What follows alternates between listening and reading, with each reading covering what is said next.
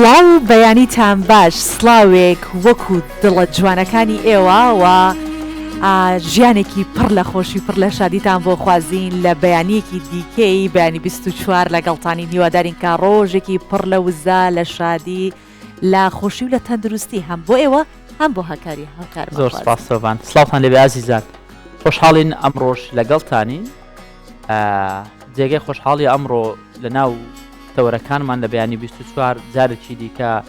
دەستڕەنجینی جوتیارانمان دەبینینەوە بابەتی زۆر زۆر گرنگی تێدایە کۆمەڵێک چیرۆکی دیکە هەیە ئەوە بابەتی جیاوازی ئەدەبی و هونەری و گرنجیدان و هۆشیاری ژینگەی ئەمان ئەو بابەتانن کە ئەمڕۆ لەنێو بەیانی 24 هەیە و ئەمڕۆژ هەر لە هەڵەبجە وایە پێم وایە بەڵێ ئەمڕۆ ڕۆژێکی تایبەتە لە هەڵەبجە چونکە ئەمڕۆ گەورەترین فستیڤاڵی هەنار بەڕێوەچێتی تر ئەچین بۆ پایتەختی هەنارە چینە هەڵەبجە لەوێ و ستودیۆ کراوەمانە بێ هاوکارم هەژە غەفور لەوێەوە لەگەڵمانە و بێگومان میوانیشی هەیە و ئامادەکارەکانی فستیڤاڵەکەمان بۆ باسەکات و چۆنەتی بەڕێوە چوونەکەی زۆر باشە با نامنیشانی بابەتەکانی ئەمڕۆمان بە خێرایی ببینین پاشان دەین بۆ ناوەڕۆک.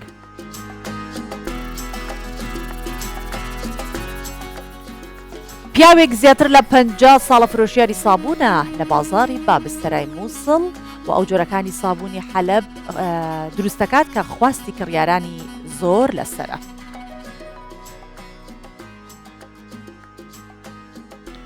بەڕێوەبەرایەتی کار و ڕاهێنانی پیشەیی لە زاخۆ ژمارەیەک خول بۆ گەنجان دەکاتەوە تێیدا فێری کارکردن دەکرێن بە گوێرەی توانا و لێهاتوویان هەلیکاریان بۆ دەڕخسێنرێت.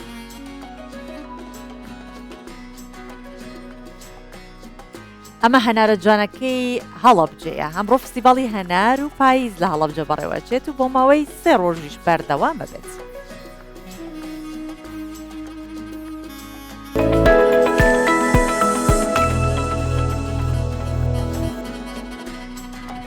هەموو کات سۆمان جەخت لەوە دەکەینەوە هەر پیشەیە کە لەگەڵی گەورە دەبی و دەتوانی تایبەتمەندی لێوەربگری تێیدا دەشتوانی داهێنانی تێدا بکەی وەکۆی کە فرۆشیارێکی بازاڕی بابسەرای مووسڵ ماوەی زیاتر لە 50 ساڵە سابوونی حەلەب و زەیتی زەیتون و غاز دەفرۆشێت ئەو دڵخۆشە بە تێکەڵبوون لەگەڵ کارەکەی و تادێت متمانەی لای کڕیارەکانی زیاتر دەبێت. جاو قسەی بۆ کوردستان 24 کردووە باسی دروستکردنی سابوونەکانەکات چ جۆرێک سابوون دروستەکات چۆن زەیتەکان دروستەکات هەمووانی کە دەیکات پێداویستی ڕۆژانن بە بەردەوام لە ماڵەکان سابوون بەکارەهێنرێت زەیتی زەیتون یەکێکە لەو خواردنە تەندروستانێکە لە زۆربەی خواردنەکانە بەکارهێنرێت خۆزگە لە هەموو خواردنەکانە بەکارمان بێنێ ئەوەندە گران نەبووە بمانتوانیا بیکڕین لە هەموو چێشت و زەڵات و هەموو شتێک بەکاری بێنین. جاباب بچین بزانین چۆن جۆرەکانی سابوونی حەلەب دروستەکات و چۆنیشەکە ئاوا کڕیارێکی زۆری هەیە.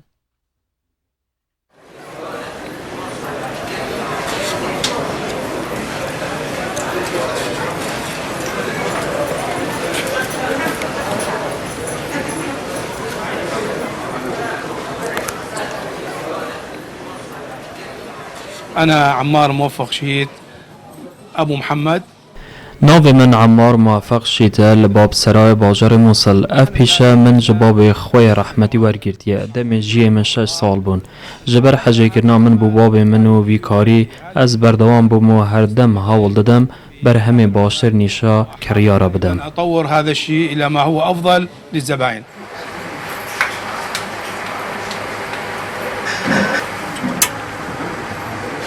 بالنسبة لباب السراي يعتبر من أقدم وأعرق. سبارت باب سرای ایکج باجرین هر یک افنارین باجری میجواوی بو بری 400 سالان ودگرد هر وسا بری اف باجر ویزگاه بازرگانی بو جهمو دنیای و ناف خدا وغيرها من الدول لجلب التجارة العالمية.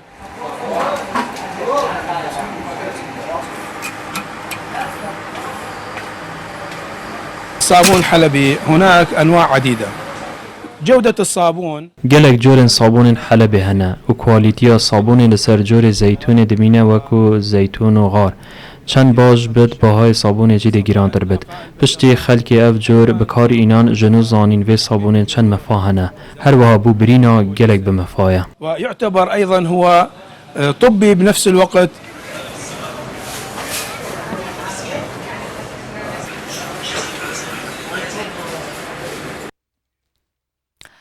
دێنە سەر بابەتێکی دیکە ئەوش باس لەواکەین کە حکوومەتی یاریمی کوردستان بڕیاری داوە بە داشکاندنی لە 10 بۆ 20 کرێی خوێندنی زانکۆ و پەیمانگا ناحکومیەکان لە 145 کرێی خوێندنی زانکۆ و پەیمانگا حکومیەکان کە ئەم بڕیارە خرایە بواری جێبەجێکردنەوە جار لە دوێنێەوە کە ئەم بڕیارە دەرچووە ئیتر ئەوەی گروپی خوێندکارانی زانکۆ و پەیمانگاکان بێ هەمووی بۆ یەکتری ئەینێرێت بۆ ئەوەی کە بزان تا چۆندا ئەم بڕیارە دروستە. گوتەبێژی وەزارەتی خوێندنی باڵاش ڕای دەگەێنێت چاودێری پرۆسەی خوێندنی زانکۆکان دەکەین کە ئەم بڕیارە کاریگەری نەبێتە سەرکوالێتی خوێندن. قوتابیانیش داوا دەکەن ئەم زانکۆیانەی کرێ بە دۆلار وەردەگرن یاخودەها پارەی ساڵانەی لە قوتابیان بە دۆلار وەردەگرن دۆلار بە بەهای بانکی فیدرالیان بۆ هەژمار بکە دواتە بە 132,000. بەڵێ با ببینون دێنەوەلاتە. بڕیارێک هەڵەزی گەیاندووەتە بەشی ژمێریاری زانکۆکەی. هەڵاز قوتابی قۆناغی چوارەمی بەشی دارایی و بانکە دەیەوێت بزانێت بڕیاری داشکانی کرێی خوێندنی زانکۆ ئەهلیەکان ئەویش دەگرێتەوە. ئەم بڕیارەی داشکانی کرێی خوێندن بارگرانی کەسوکاری قوتابیان ئاسان دەکات و هەنێ قوتابیانیش دەدات لە بەردەوامی پرۆسەی خوێندن. ئەو ڕێژەیە کە 120 بۆ 110 لە بۆ زانکۆی تایبەتەکان کرایە زۆر باشە و زانکۆمان لە ئەمڕۆ دەستی پێکردیە کە لە بۆ قستی دووەمی قوتابیەکان کە ئەو داشکاندنە وا دەکات کە تەلەبە زیاتر ڕوو لە خوێندن بکات وەک گوتمان باری دارایی ئێستا باش نییە. داشکاندنەکە لەم دۆخە بۆ قوتابیان زۆر گرنگە و کاریگەری دەبێت لەسەر پرۆسەی خوێندن. ئەوان داواش دەکەن بەهای دۆلار بەرامبەر بە دینار بۆ نرخە بۆیان دیاری بکرێت کە بانکی ناوەندی دیاری کردووە. داشکانی کرێی خوێندن بۆ زانکۆ و پەیمانگا حکومیەکان و خوێندنی پاراڵێڵ لە 145 بۆ زانکۆ و پەیمانگا ناحکومیەکان لە 110 بۆ 120. ئەم بڕیارە چووە بواری جێبەجێکردنەوە و تا کۆتایی ئەم ساڵی خوێندن کاری پێدەکرێت. زانکۆانەی کە لە گروپی بین ڕێژەی 110 داشکانیان بۆ دەکرێت ئەوانەی لە گروپی سین ڕێژەی لە 115 و ئەوانەشی لە گروپی دین و پەیمانگاکانیش ڕێژەی لە 120 داشکانیان بۆ دەکرێت و بۆ ئەم ساڵ بەردەوام دەبێت. وەزارەتی خوێندنی باڵا و توێژینەوەی زانستی وەک پێشوو چاودێر و هەماهەنگە لەگەڵ سەرجەم زانکۆ پەیمانگا تایبەتەکان و حکوومەکان بۆی داشکانی کرێی خوێندن کاریگەری نەکاتە سەر نزمبوونەوەی کواڵەتی خوێندن. لە هەرێمی کوردستان 18 زانکۆ و پەیمانگای حکومی و 18 زانکۆ و پەیمانگای ناحکومی هەیە. کۆی گشتی قوتابیانی زانکۆ و پەیمانگا حکومیەکان 150,000 و ژمارەی قوتابیانی زانکۆ و پەیمانگا ئەهلیەکان زیاتر لە 40,000. ئەم بڕیارەی حکوومەت هەرێمی کوردستان بۆ داشکانی کرێی خوێندن ژمارەیەکی زۆری قوتابی دەگرێتەوە. وەشمەند سادق کوردستان 24 هەولێر. جارێکی دیکە بابەتی زیرەکی دەستکرد وەکو مەترسی سیر دەکرێت سەرڕای ئەو سوودانەی کە هەیەی ئەو خێرا جێبەجێکردنی کار و پرۆژانە لە هەمان کاتدا وەکو مەترسیش سیر دەکرێت بەڵام ئەوەی جێگەی سەرسوورمانە چێوە دەڵێ ئەوە گرنگە. ئیلۆن ماسک کە خۆی خاوەنی ئیلۆن ماسک وای گوتی تر دیارە مەترسێکە زۆر زۆر جدیە. ئیلۆن ماسک سەرۆکی جێبەجێکاری تێسلا و تۆڕی کۆمەڵاتی ئەکس دەڵێ زیرەکی دەستکرد مەترسی دارترین هەڕەشەیە لەسەر مرۆڤایەتی. جا جێگری سەرۆکی ئەمریکاش لە لەندەن لەگەڵ نوێنەری 28 وڵاتی دیکە بەشداری لووتکەی تایبەت بە ئایان کردووە کە داوا لە وڵاتانی جیهان دەکات لەسەر کۆنتڕۆڵکردنی زیرەکی دەستکرد بگەنە ڕێکەوتن. و ئەو باس لەوەش دەکات کە بەهۆی زیرەکی دەستکرد هەواڵی ناڕاست هێرشی ئەلکترۆنی و بایۆلۆژی ئەنجامەدرێت و خەڵکی ڕاستەقینە و ساختە ئەو کاتە لێک جا ناکرێتەوە. زیرەکی دەستکرد سوود و مەترسیەکانی لەسەر داهاتووی مرۆڤایەتی. بەرپرسی باڵا وەزیر و کەسی یەکەمی کۆمپانیەکانی بواری تەکنەلۆجیای لە 28 وڵاتەوە لە لووتکەی AI لە لەندەن کۆکردوونەتەوە. ئیلۆن ماسک بەڕێوەبەری جێبەجێکاری ئەکس و تێسلا دەڵێ مرۆڤ لە بوونەوەرەکانی دیکە زیرەکترە بەڵام بۆ یەکەم جارە لە مێژووی مرۆڤایەتیدا شتێک پەیدا دەبێت لە مرۆڤ زۆر زیرەکترە. I think AI is one of the biggest threats. پێم وایە زیرەکی دەستکرد یەکێکە لە گەورەترین هەڕەشەکان بۆ یەکەم جارە دەکەوینە دۆخێکەوە شتێک پەیدا دەبێت لە مرۆڤ زیرەکترە ئێمە وەک مرۆڤ لە بوونەوەرەکانی دیکە بەهێزتر و خێراتر نین بەڵام زۆر لەوان زیرەکترین ئێستا بۆ یەکەم جارە لە مێژووی مرۆڤایەتیدا لەگەڵ شتێک ڕوبەڕوو دەبینەوە لە ئێمە زیرەکترە ڕوون نییە دەتوانین کۆنتترۆلی بکەین یان نا بەڵام پێم وایە دەتوانین بە شێوەیەک ئاراستەی بکەین لە بەرژەوەندی مرۆڤایەتی بێت بەڕێوەچوونی ئەم لووتکەیە زۆر لە کاتی خۆیدایە هیوادارم بگەینە ڕێککەوتن و تێگەیشتنێکی هاوبەش لەبارەی زیرەکی دەستکرد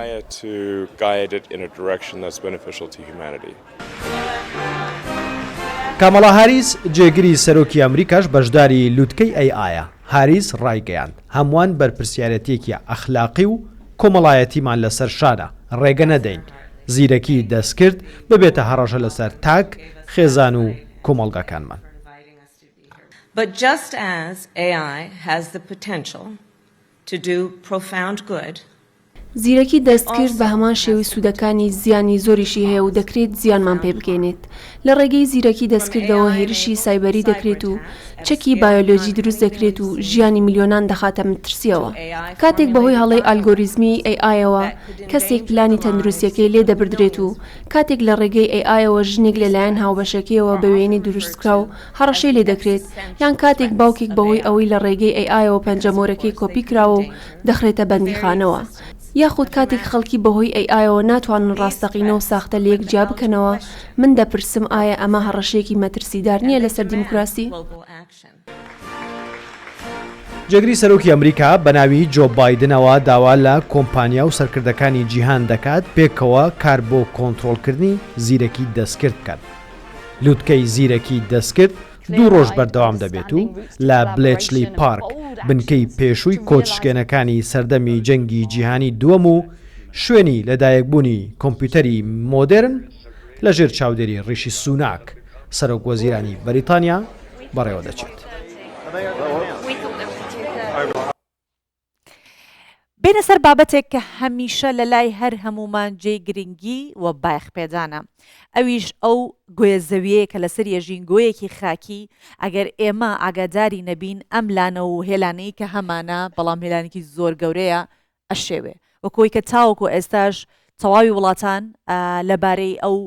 گۆڕانکاریە ژینگەیە کە بەسەر گۆی زەویە هاتووە هەمویان ساڵانە کۆنفرانسەکەن کۆبوونەوەکەن چونکە گۆڕانکاریە ژینگەیەکان ڕۆژ بە ڕۆژ بەداخەوە بەرەو خراپترێت سۆبان دوێنێ بابەتێکم خوێندەوە هەر لەسەر ژینگە دەڵێ 500,000 ساڵە تاوەکو ئێستا ژینگە بەو دۆخی کە ئێستا تێیدایە بەو دۆخە نەبووە یعنی مەترسێک و هەڕەشەکی زۆر زۆر جددی لەسەر زەوی هەیە بەڕاستی بۆیە باشترین شت چییە باشترین شت ئەوەیە هۆشیاری بڵاوکەینەوە بتوانین هەمومان هاوکاری یەکتر بین لە پێناو پاراستنی ژینگەکەمان بۆ ئەوەی تەندروستیمان باش بێ خاکمان جوان بێ وڵاتمان جوان بێ زەویش هەر سەوز بێ بۆیە ئەمە بە بابەتێکی گرنگ دەزانین بەردەوام هەموو ئەو کەسانی کە دەستیان هەیە ڕۆڵیان هەیە لە پاگڕاگرتنی ژینگە لە کارکردن لەسەر ژینگە ئێمە بە گرنگەوە لە بەیانی 24 سەری دەکەین بەڵێ بۆیە دەبینین کە گەنجانێکی خۆبەخش هەن هەز بە بەرپرسیارەتیەکەن هەکار هەر کەس و لە جێ خۆی بەبێکە هیچ لایەنێک و هیچ کەسێک ئاراستەیانی کرد بێت خۆیان هەوڵی ئەوە ئەدەنکە لە هەر شوێنەکەن هیچ نەبێت ناوچەکەی خۆیان جوگرافیاکەی خۆیان بە شێوەیەک تایدا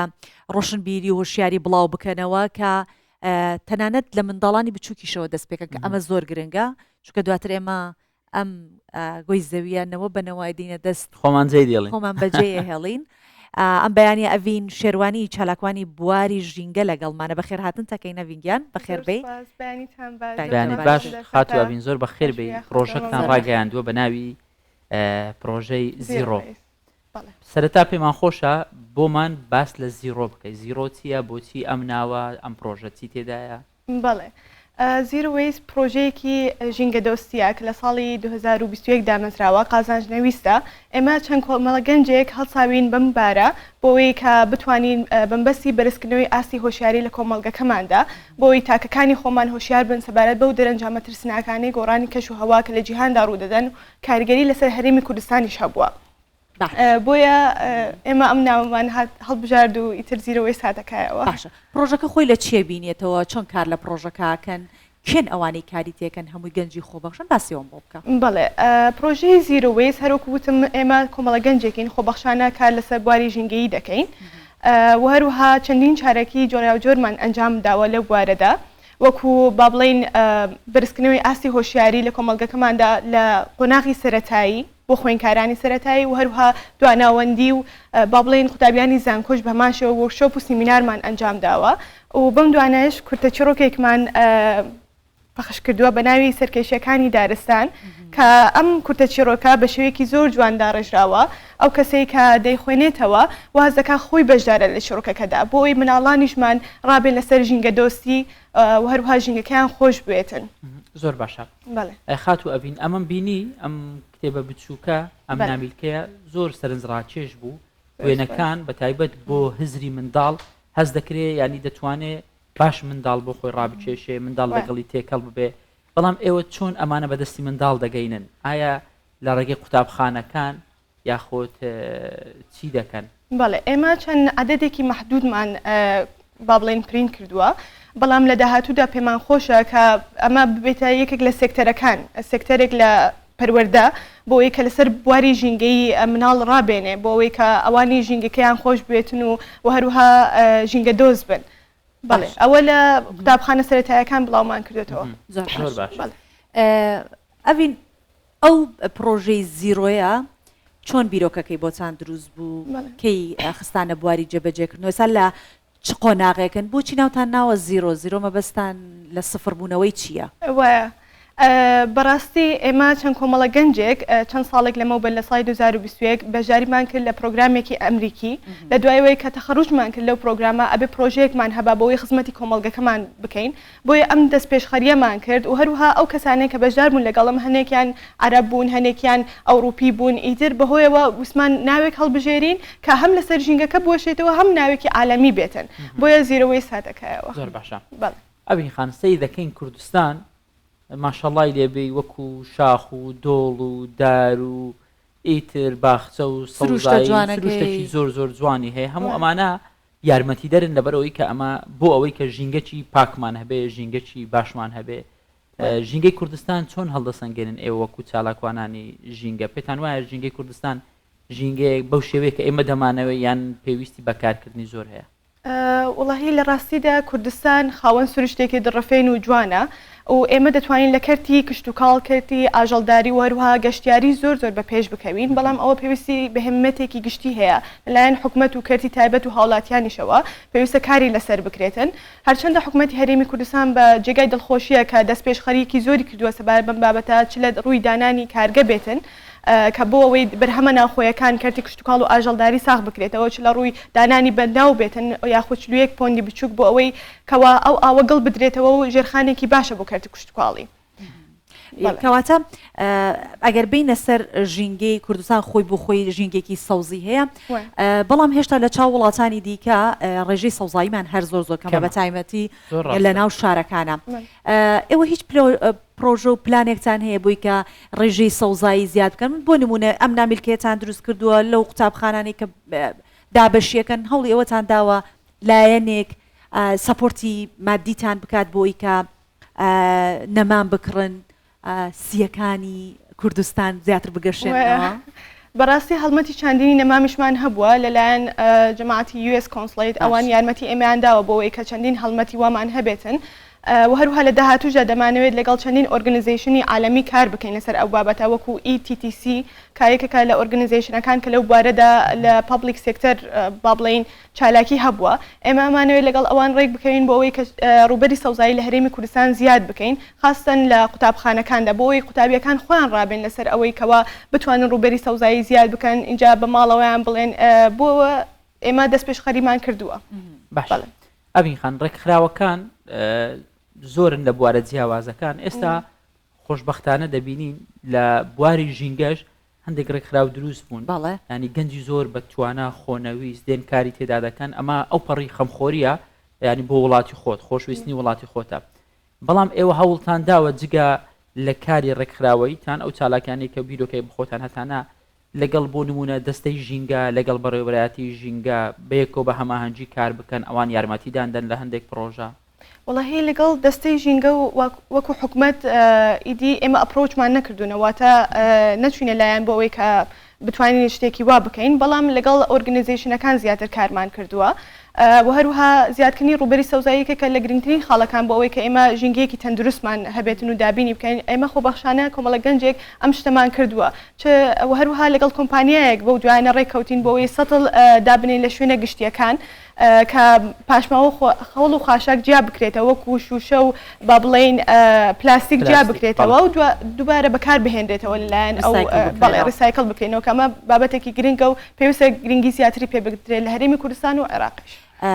ئەوین من پێشنیارێکتان پێ بەمەوە خۆم سەردانی زانکۆی دهۆکم کرد پرۆگرامێکم هەبوو لەوێ ماشەڵا پانتاییەکی زۆری هەیە زانکۆی دهۆک و ڕێژەی سەوزایەکیشی کەمە. من هەر ئەو کاتە لەوێ وتم هەر قۆناغی یەکەمێک کە دێتە زانکۆکەوە لەگەڵ هاتنی نەمامێک با لەگەڵ مامەڵەکانی ڕۆژانەکە دەیکە با ئاوی بدات و لەگەڵ تەقدیمکردنەکەش یا مامەڵەکەکات نەمامێک بێنێت ئەو دانوشتەکەشی ترها ئەبێت لایەنێک هەبێت کە ئەو بگرێتە ئەستۆ بەڵێ جا ئەم پێشنیارەی من توایشی لەسەر بکەم بەچاوە زانکۆی پسپۆڕن بۆ بابەتە ئێوە وەکو گەنجێک بێگومان حرەمی زانکۆکانیش حرەمی ئێوەی گەنجانە ڕاستەکەی وڵی ئێمە لە زانکۆی دهۆک چەندین سیمینارمان پێشکەش کردووەوەوە ئەو ریسایکل بینانەمان لە با بڵێن زانکۆی دهۆکیش داناوە بەڵام بۆ زیادکردنی و بەری پانتایی واتە سەوزایی بە چاوان لەسەر دەکەین چونکە گرنگە یەکەم مەرحەلەکە ئەچێت ئانی یەکەم قۆناغی زانکۆ لەگەڵ هاتنی بەرهەمێ با لەگەڵ خۆیان بهێنێ کە ئەچێت 4 ساڵەکە دوای بۆ کەسێکی تر بەجێمە زانی بابەتەکە چەند گرنگە ئەبین خان لەمەیە بۆمان دەرکەوت سوپاسۆڕە بۆمان دەردەکەوێت کە ئەنگۆ زیاتر دەتانەوێ کار لەسەر منداڵان وایە لەسەر منداڵان بکەم بۆچی منداڵ هەڵدەبژێرن پێتان وایە ئەگەر لە منداڵیەوە ئەم هۆشیاری لەگەڵت گەورە نەبوو بێ لە گەورەی تۆزێک ئەستەمە و بێژگە لەوەش بەڕاستی پێشکەوتنی هەر وڵاتێک پێیوەستە بە مناڵانی ئەو وڵاتەوە کە گەورە ئەبن و ئەوان ئەبن بە سەرکردەی داهاتووی ئەو وڵاتە بۆیە ئێمە ویسمانەکە لە مناڵانەوە دەست پێ بکەین تاوەکو ئەوانیش ڕابێن لەسەر ژینگە دۆستی و ژینگەکان خۆش بێت و دوون کاری لەسەر بکەن زۆر جوانە. ئەڤین دروستکردنی پردێکی پەیوەندی لە نێوانە وڵاتانەی کە ڕێژێکی سەوزایی زۆر جوانیان هەیە گوڵ و گوڵزارێکی زۆر باشیان هەیە تا چەندە پێت وایە کە ڕێکخراوێکی وەکو ئێوە گەنجن کۆمەڵێ گەنجی خۆبەخشن ئەتوان پردێکی پەیوەندی لە نێوان ئێوە و گەنجانی ئەو وڵاتانە کە ئەوانش بە هەمان شێوەی ئێوە ڕێکخراویان هەیە و ژینگە پارێزیە سود لە ئەزمون یەکتری وەرگن هیچ پلانێکتان هەیە لەو بارەوە بێگومان ئێمە هەروەکوتم کە لەو پرۆگرامە ئەمریکیە تەخەڕوژمان کرد چەندین دەرگامان بۆ بووەوە کە بتوانین لەگەڵ ڕێکخراوی جیهانی و هەروە ئەوانەی کە لە سوید و با بڵێن لە نۆروەی و ئەم شوێنانەش ئیش دەکەن کە پەیوەندی دروست بکەین و ئەوان ڕاوبۆچوون ئاڵگۆڕ بکەین و بۆەوەی ئەوانیش کارگەریان هەبێت لەسەر ژینگەی هەرێمی کوردستان و بتوانین کارێکی باش بۆ ژینگەکەمان بکەین و ژینگەیەکی تەندروست بۆ هەمووان دابین بکەین باشە زۆر جار ئێمە ژینگە بەوە تێگەیشتون تەنیا ئەو شتێک کە لە دەستمانە فڕی نەدەنێ سەر ئەرس بەڵام لە ڕاستیدا ژینگە فراوانە وایە ژینگە زۆر بابەت دەگرێتەوە یعنی بۆ نمونە تەنانەت خۆشویستنی ئاژەڵیش ئەوە هەر پاراستنی ژینگەیە جگە لەوەی کە شت فڕەنادەی وەکو سۆڤاندەڵی نەمام چاندنێکی شەر خۆشویستنی ژینگەیە پیس نەکردنی ئاو خۆشویستنی ژینگەیە ئێوە دەتانەوێت لە هەموو بوارەکان هەر کاری لەسەر بکەن دیاری کردووە ڕاستی مەبەستی ئێمە بەرزکردنەوەی ئاستی وشیاریە لە کۆمەڵگەکەماندا چونکە هەتا وشیاریەکە دروست نەبێت تۆ ناتوانانی هەنگاو بنەی بۆ ئەوەی کە شتەکانی دیکە بکەیت بەڵام وەکو ستێپی ئەوەل ئێمە کارمان لەسەر ئەو شتێک کردووە بەڵام دەمانەوێتن کە زیادکردنی ڕوبەری سەوزایی بێتن پاکڕاگرتنی ژینگە و پاکردنەوەی شوێنە گشتیەکان بێتن یاخود هەر شتێکی دیکە کە پەیوەندی بە ژینگەوە بێتن چالاکیەکانی ئەنجام بدەین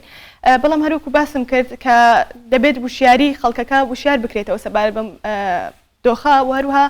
وەبزانام گەنجەکانیشمان کە جێگەی دڵخۆشیە ئێستا ئەم بوارە زیاتر گرنگی پێدەدرێت و لە تەشەنەکردندایە بۆیە من گەشتبینم بە داهاتووی کوردستان. زۆر چاکە ئەڤین ئێستا هەکار ئاماژەی بە شتێکی جوان کردی مەزان لە کوردستانە ناوچەی پارێزراومان هەیە کە لەوێ ڕاو ناکرێت ئەتوانین زیاتر بڵین کاری ڕێکخراوەکەی ئێوە بۆ ئەوەی کە ئەو ئاژەڵە کێویانە چون وەک ئاماژەی پێکرد دروستە پاراستنی ژینگە ئەوەیە کە جۆرەکانی پەلەوەرەکان و ئاژەڵانێکە و باڵندەکان کە هەر لە هەرێمی کوردستان وەکو خۆی بمێنێتەوە یەکێکی دیکە بۆ ڕاگررتنی ئیکۆی زەوی هەموو ئەو هاوسەنگی ڕابگرێت چی ئەکەن بۆی کە ڕاوکردن کەم بکرێتەوە لە وەرزەکانی هەندێک وەرز هەیە وەرزی ڕاوکردنە بەس باسی ماسیەکەم باسی ڕاوکردی شتی دیکە نەکەم ئەوە ئاساییە کە ڕاو بکرێت بەڵام پەلەوەرەکانی دیکە و باڵندەکان نا چی ئەکەن بۆی کە گیاندارەکانی کوردستان بە سەلامەتی لە ناو ژینگەی کوردستان بژین بەڵێ هەروەکو خۆت ئاماژەت پێکرد کە ئەمە دەبێتە هۆیەوەی کە هاوسەنگی ژینگەی تێک بداتن بەڕاستی پێویستە کە خەڵک لەو بابەتەش هۆشیار بکرێتەوە لەگەڵ دەستەی ژینگەی یاخود بڵێن حکومت کار لەسەر ئەو بابەتە بکرێتن کە بڕۆشێ دروست بکرێتن و بڵاو بکرێتەوە یاخود دەتوانین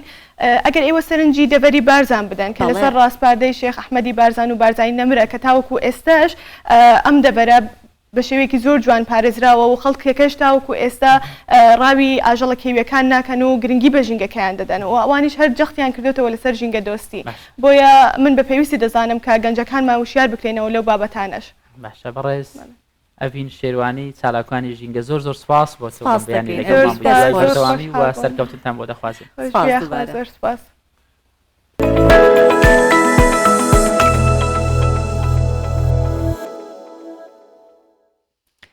بچینە سەر بابەتێکی دیکە کە جگە لە نیشاندانی توانای گەنجان ئەمەی کە ئێستا باسمان کرد شتێکی دیکەش هەیە کە گەنجان خۆیان بخۆن هەلی کار ئەدۆزنەوە بەڕێبەرایەتی کار و ڕاهێنانی پیشەیی لە زاخۆ ژمارێک خول بۆ گەنجەکان دەکاتەوە کە تیایدا فێری کارکردن بکرێن جا ئەم کارکردنە چۆن دەبێت سۆبان بە جۆرەی تواناوە بە جۆرەی لێهاتوویان هەلی کاریان بۆ دەڕەخسێنرێت هەندێک جار ئەوانەی دەرچووی زانکۆن خۆیان کارێک دەدۆزنەوە لەگەڵ خۆشیان چەند گەنجێکی دیکە چەند دەرچوێتی دیکەی زانکۆ بەکار دەخەن لەوێرە گەنج فێری پیشەیەن جودا تێنەکردن ڕێڤەبەریە کار و ڕاهێنانên پیشەیە لە زاخۆ گۆبڕێکاڤاکردنا 8 خولên cuda 120 gencan ji her du regezan ji riyê pîşeyî û karzanî ve fêr dikin û pê digehînin. Bi vê êkê ev genç ji bêkariyê têne rizgarkirin û dibine xudankar û pîşezan jî. کارێکی باشە ڕاستیە ئەسپاسی حماتکم ڕاستی دەستپێکانی ژێم گەلە مە مفاژی دیت هەر دەرسێکی مەکردی و هەر تعلیمات تەلەفۆن ژێم هاتم وێری مە گەلێک تشتێکی باش و جوان ڕێخستیمە دەست خۆڤینە دەستپێکی ئەمل مۆلێبی مەتشول نەبین مەسەحکرێف دەورە دەرکەتن بوومە گەلێک زەحمەت بی ڕۆژێت عول گەلێک زەحمەت بین بەس هۆریکاریام دەربێتمە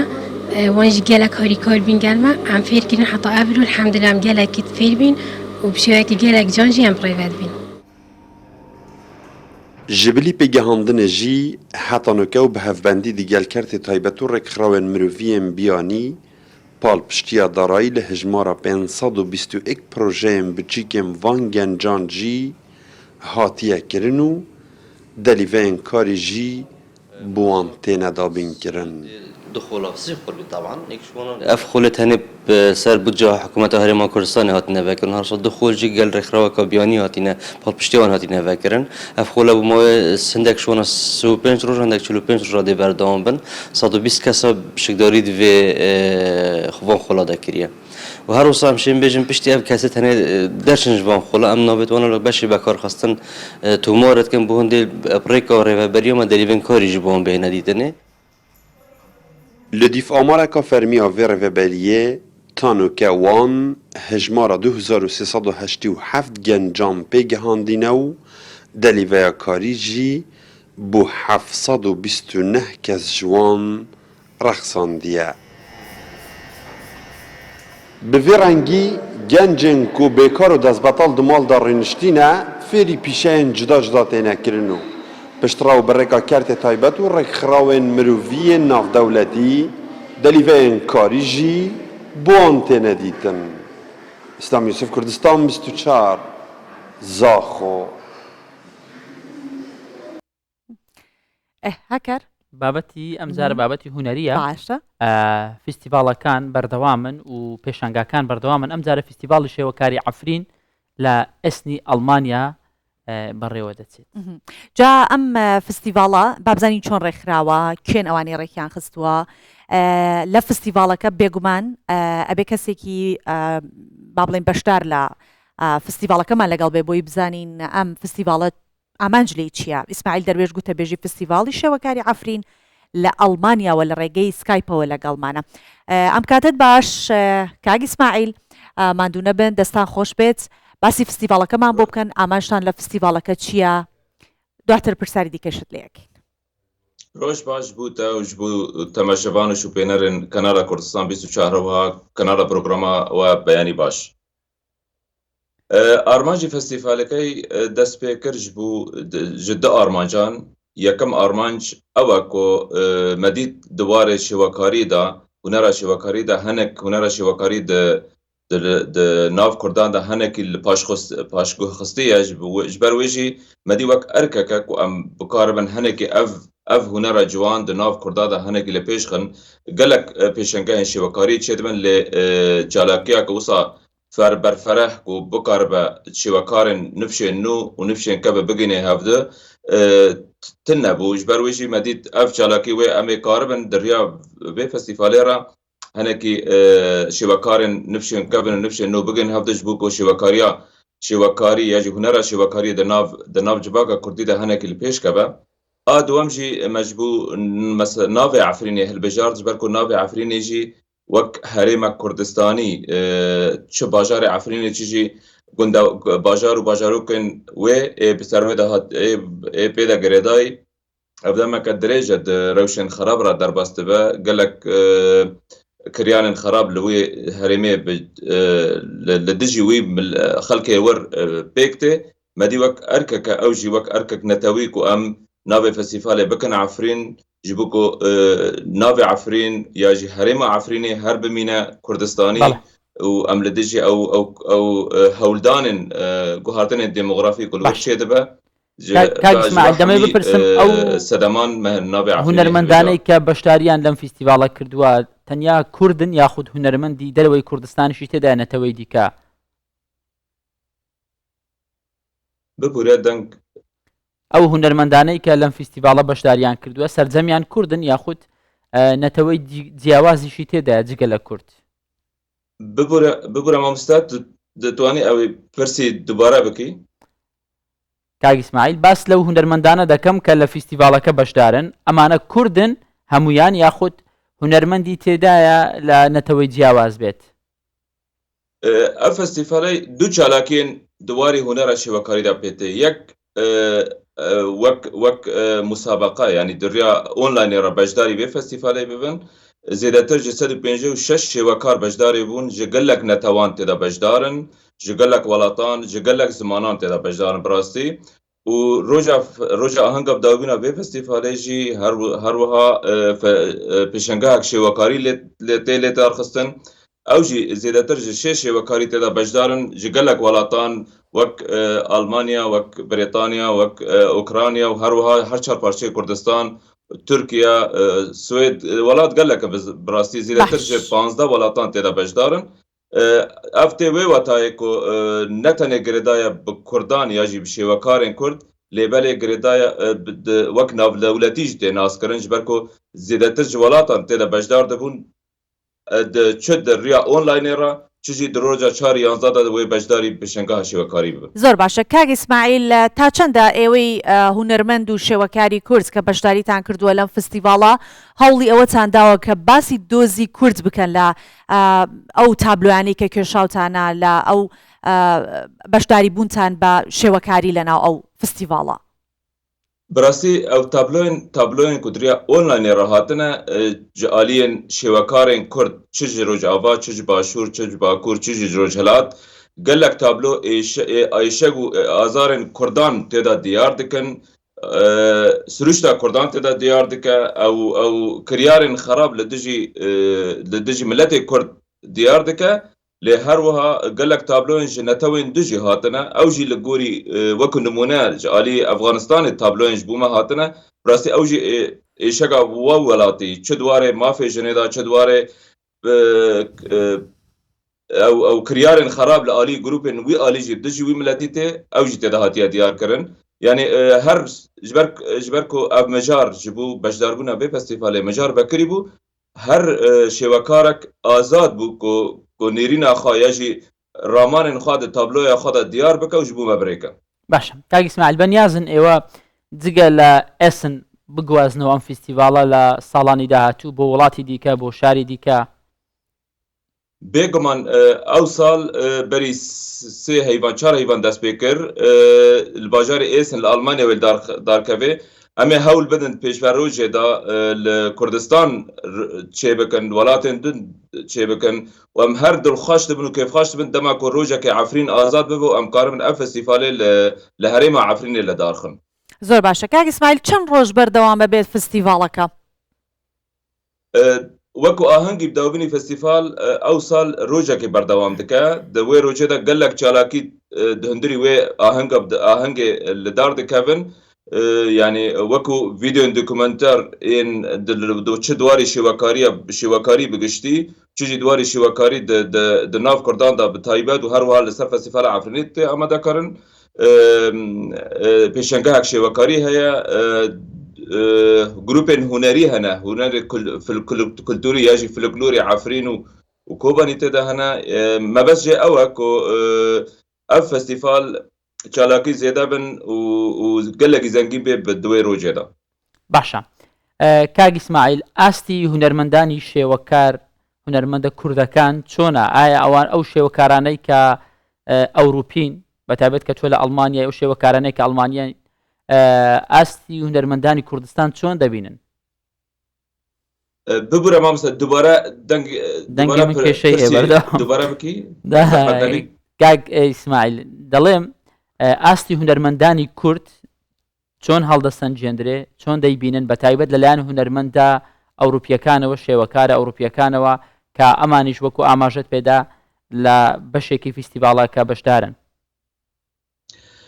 Ez dixwazim vê pê amaje bikim bi rastî jî berî 6-7 heyvan dema ku wekû hezir mamoste Mustafa Zêdan ez dixwazim vê bijim hezir li ev festîvalê kir û têkelîl me gel me kir me têkelîl gel hunermendenî şêwekarî Kurd kir. Navên mezinin ne tenê li ser asta Kurdan li ser asta Rojhilatê navîn lê belê ser asta navdewletî jî gelek mamoste ne di pêşengehên de bibûre di zanîngehên cîhanê da astên şêwekarên Kurd bi rastî astek bilind e di nav şêwekarên dunyayê da şêwekarên naskirî ne li vir li Almanya bi dehan şêwekarên ku beşdarî her çalakiyên li ajî aliyên kultur ya jî aliyên dezgehên Almanî tê li darxistin mebest yani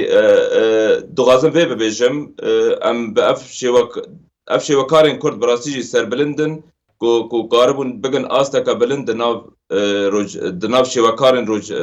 di ciyanê de ya jî cîhanê de bibûre. بەڵێ ئێمە سپاس دەکەین ئیسماعیل دەروێش گوتچەبێژی فستیڤاڵی شێوەکاری عەفرین لە ئەڵمانیاوە کە لەگەڵمان بەشدار بوون دەستان خۆش بێت هەر سەرکەوتوو بن. سپاس کاک ئیسماعیل.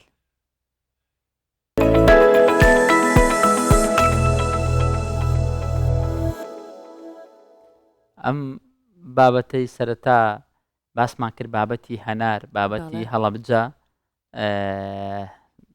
دیارە ئەمڕۆ دەست پێ دەکات بڕیارە ئەمڕۆ پێنجشەممە فیستیڤاڵی هەنار و پاییزی هەڵەبجە لە پارک و شاری یاری هەڵەبجە دەست پێ بکات بۆ ماوەی 3 ڕۆژیش ئەم فیستیڤاڵە بەردەوام دەبێت. جاها کار تۆ سبەی ئۆفتە ئەشتوانی بچی سەردان سبەی ئۆف نییە لە دەوامم لە دەوامی ئەم هەفتەیە کەواتە ئۆفن نییە کەواتە من و تۆ ناتوانین بەشدار بین بەڵام کوردستان 24 لەوێ ئەبێت ئەوانیش کە دیمەنی ئەم فستیڤاڵە نبینە نەتوان لە ڕێی کوردستان 24ەوە چونکە ئێمە لە گەشتی هەواڵەکانمانە بێگومان ستودیوی کراوەمان دەبێت ڕۆژانە لەوێ لە ماوەی ئەم 3 ڕۆژە جا لە سنووری پارێزگای هەڵەبجە زیاتر لە 12,000 دۆنم داری هەنار هەیە و بەرهەمی ساڵانەی دەگاتە 30,000 تۆن ئەمە سەرڕای ئەوەی کە حکوومەتی هەرێمی کوردستان هەوڵەکانی بەردەوامە بۆ ناردنە دەرەوەی بەرهەمی نێوخۆیی هەرێمی کوردستان و جوتیارانی خۆمان و بە بازاڕکردنی لە دەرەوەی وڵات. هاوکارمان محەممەد شوشی لە پاکێجێکیدا باس لە هەوڵەکانی حکوومەتی هەرێمی کوردستان بۆ ناردنە دەرەوەی بەرهەمە ناوخۆیەکان و بە بازاڕکردنیان دەکات بێکەوە ئەم پاکێجە دەبینین. ئێرە هەنارستانی هەڵەبجەیە بەڵێ هەنارستانی هەڵەبجە لە سنووری پارێزگای هەڵەبجە زیاتر لە 12,000 دۆنەم باغ هەیە کە زیاتر لە 9,000 تایبەتە بە چاندنی هەنار. بەرهەمی ساڵانەی هەنار لەم سنوورە زیاترە لە 30,000 تۆن. پێشتر جوتیارانی ئەم ناوچەیە گەورەترین کێشەیان بە پیشەسازی نەکردن و ساخ نەکردن و بە بازار نەکردنی بەرهەمەکانیان بوو. بەڵام ئەمەیان چارەسەر کرا. من پێتان ئەڵێم چۆن چارەسەر کرا.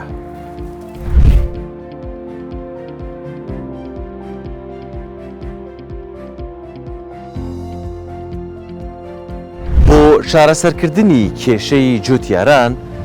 سەرۆکوەزیران مەسرور بارزانی لەگەڵ ڕاگەیاندنی کارنامەی کابینەی نوێمی حکوومەتی هەرێمی کوردستان بەڵێنیدا بەوەی کە گرنگیەکی تەواو بە بەرهەمی ناوخۆ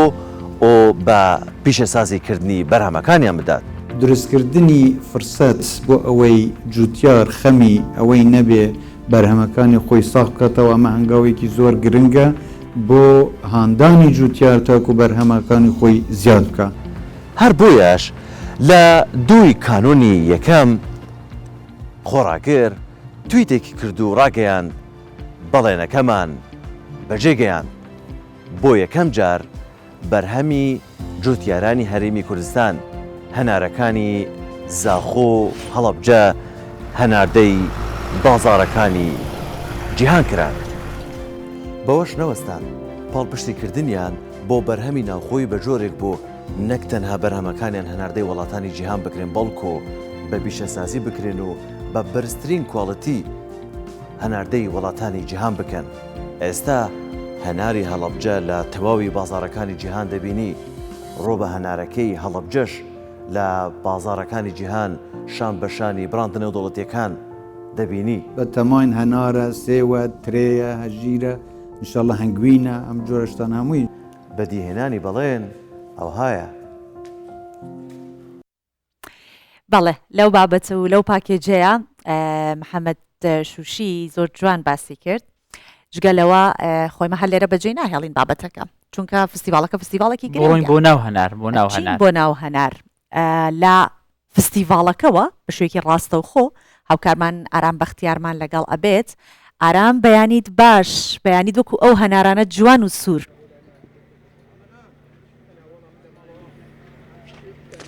بەیانەیەکی پاییزی باراناویتان باش لە نێو باخی هەناران لە هەڵەبجە.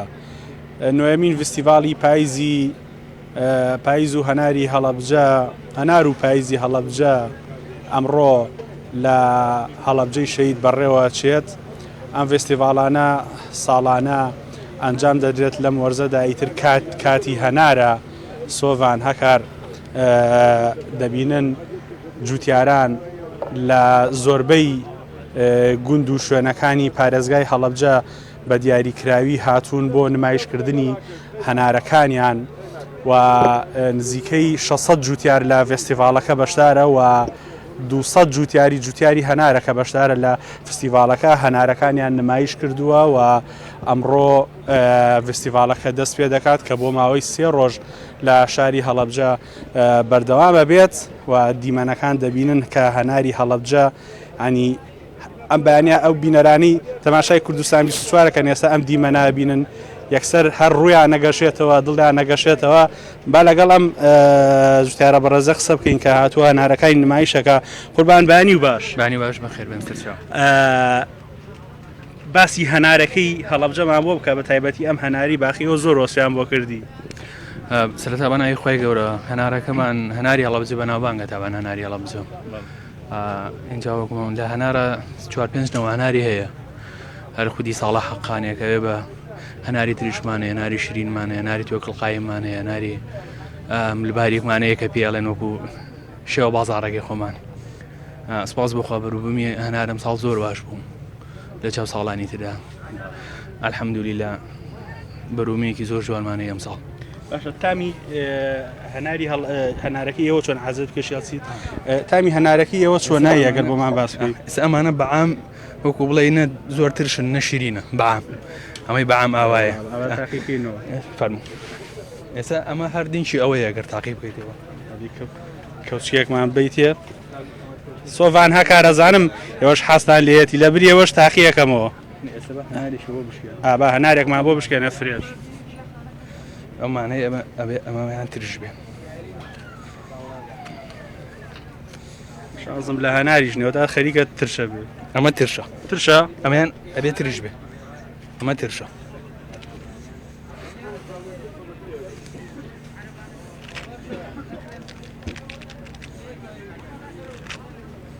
ئەمە ترشە تاقیکەینەوە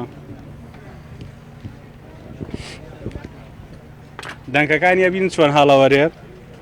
ئەوە هەناری هەڵەبجە ئەسڵی هەناری هەڵەبجە جا هەنارە بێ ها بە شێوەیەکی عشاری بیخۆی تام و چێژەکەی لەوەیە ئارام ئێمە دڵنیا بووین حەزت لە تاقیکردنەوەکەیەتی سۆبان هەروەیە گوتم ئارام پرسیاری تامەکە دەکات تامەکە چۆنە هەر دەیە تامی بکە زۆر سپاس ئێمەش حەزەکەی مە قسە بۆکەین تو هەر لێ بخۆ ناکات بەڕاستی ینی ینی زۆر دەمێکە خۆم دانابوو بۆی بێم سوفەی گرەمڕۆ من هاتم بۆ هەڵەبجە بۆ ڕووماڵی ئەم فستیڤالە چکە بەڕاستی تام و چێژی هەناری هەڵەبجە زۆر تایبەتەوە بڕیارە کاژمێردە بە شوەیەکی فەرمی مەراسیمی کردنەوەی فستیڤالی نوێمی فستیڤالی هەناری هەڵەبجە ئەمڕۆ لە پارێزگای هەڵەبجە بکرێتەوە چینە لای چەند کەپرێکی دیکە بەڵێ چی دیکە بۆ نمونە ڕوبی هەناری بەڵێ بەرەمی خۆماڵی نمایش کراوە بۆ نمونە بەرهەمی ڕبە هەنار و شربەتی هەنار ئەم کاکەی شربەتی هەنار دروستەکە قوربان بەیانی و باش سەلامەت بێ شربەتی هەنارمان بۆ دروستکە هاوکارانمان یانێ بزان تاموچێژی شربەتی هەنار چۆن لە ڕێگەی منەوە تاقیەکەنەوە بەسەر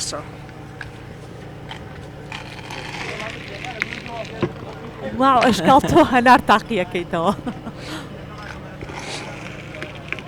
ئێستا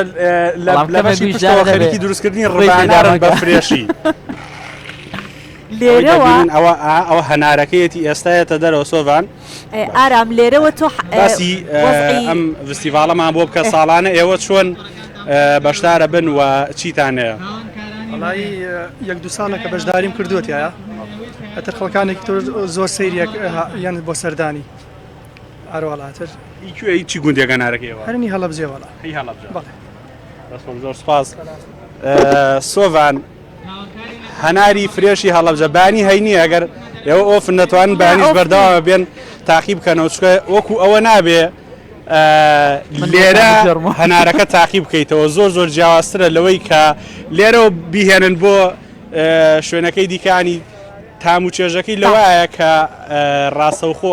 ئەو کاتەکە دەیکا بە هەنار تاقی بکەیتەوە وەکو ئاماژەم بۆ کرد کاژمێر دە بڕیارە بە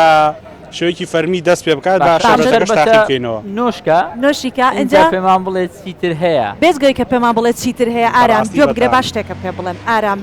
باوەڕ ناکەم بە درێژایی تەمەنم لە بەیانی 24 ئەوەنەی ئەمڕۆ ئەشکەنجە درابم بەگشتی ئەوەنەی ئەمڕۆ ئەشکەنجە درابم تۆ هەر شتی خۆ ببوورن نازانم بەڵام یەکجاری تۆ تامەکردن بۆ لای هەنارەکەش بچۆ ئارام بابزانی ڕووبانەکە چۆنە باشە جگە لە بەرهەمی هەنارەوە وەکو دەبینن هەندێک بەرهەمی دیکەی خۆماڵی دیکە نمایش کراوە بۆ نمونە کاکا و ترێ و شکی خۆماڵی و تەنانەت گۆیژیش لێرە نمایش کراوە قوربان ئەم کاتەوە باش باقسێک لەگەڵ بکەین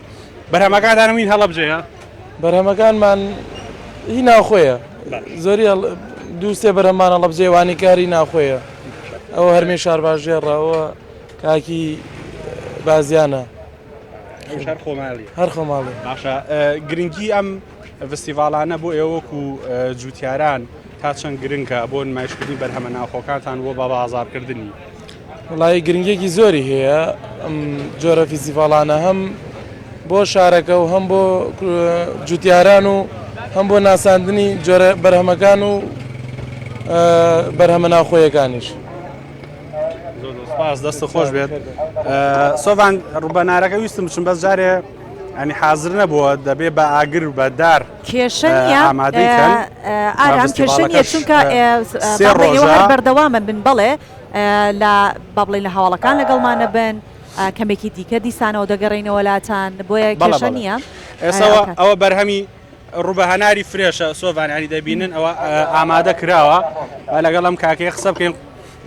قوربان بانی باش چام بەخێر بن یاخوا بەرهەمەکەی ئێوە چ شوێنێکی هەڵەبجەیە و چۆن ئەو ڕوبەهەنارە ئامادە کراوە هەردیش ئەگە بیگوازێتەوە ئێستا خەریکی هەنارتەکاندن لەو بەرەوە بە شوێکی ڕاستەوە یاخوا بەخێوێ سەر دووچام ئەمەشی باخی هەڵەبجێ باخێکە لە دەکانی بەشارەتی خوار و هەنار و ڕوبەهەنار هی ئەوێ هەر سەر بەر پارێزگای هەڵەبجێ سۆڤانی دی هێوا شەواشانی خەریکە هاوڵاتیانیش دێن بۆ فستیڤالەکە و بۆ بینینی بەرهەمەکانی هەناری ئەم ساڵوە ئەم ساڵ پێش فستیڤالی هەنار چەند جارێک باران باری و ئێسش پێش ئەم ڕاستەوخۆ بکەم باران بوو لە هەڵەبجە ئەمەوا دەکات ئاین باشەی ئارام زۆر سپاس بۆ بەم بەیانیا هەم کاتە بە تامەبێ کە باران دەبێت هەم دیمەنێکی جوانت گواستەوە نیشانت داین و هەمیش خۆت هەنارێکی فرێشی زۆر باشت خوارد نۆش و هیوادارم هەموو ئەوانە کە کاتیان هەیە وەکو پشتگیری و پاڵپشتی سەردانی ئەم فستیڤالە بکەن دووبارە سپاس ئارام بەڵێ بەم شێوە هاتینە کۆتایی پرۆگرامی ئەم بەیانی 24 هیوادارین کە پرۆگرامێکی جوانمان پێشکەشکردن و بەدڵی ئێوەی بینەر بوو بە هیوای ڕۆژێکی خۆش بۆ هەموو لایەکە